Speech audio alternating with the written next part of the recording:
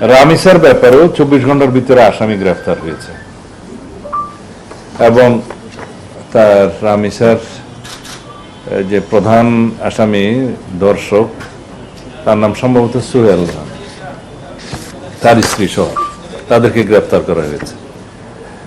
164 statement দিয়েছে, জবানবন্দি দিয়েছে মূল আসামি।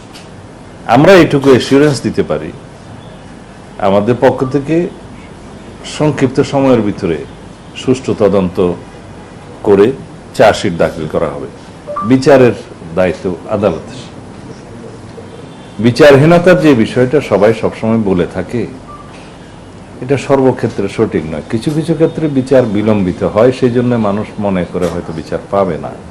কিন্তু এই জাতীয় ক্রাইমগুলো আমি ইন্টারিম গভর্নমেন্টের সময়ও দেখেছি, আমি তাদেরকে কৃতিত্ব দিতে চাই। সেই সময়েও এই জাতীয় কয়েকটা ঘটনা হলে হেনিয়াস ক্রাইমের সংক্ষিপ্ত সময়ের ভিতরে আইনি ব্যবস্থা, বিচারিক ব্যবস্থা তারা গ্রহণ করেছে। এই ক্ষেত্রে আমি এইটুকু এসিউরেন্স দিতে পারি যে সম্ভাব্য সংক্ষিপ্ত সময়ের ভিতরে একটা দৃষ্টান্তমূলক বিচার সম্পন্ন হবে। সাজার কথা তো আমি বলতে পারবো না।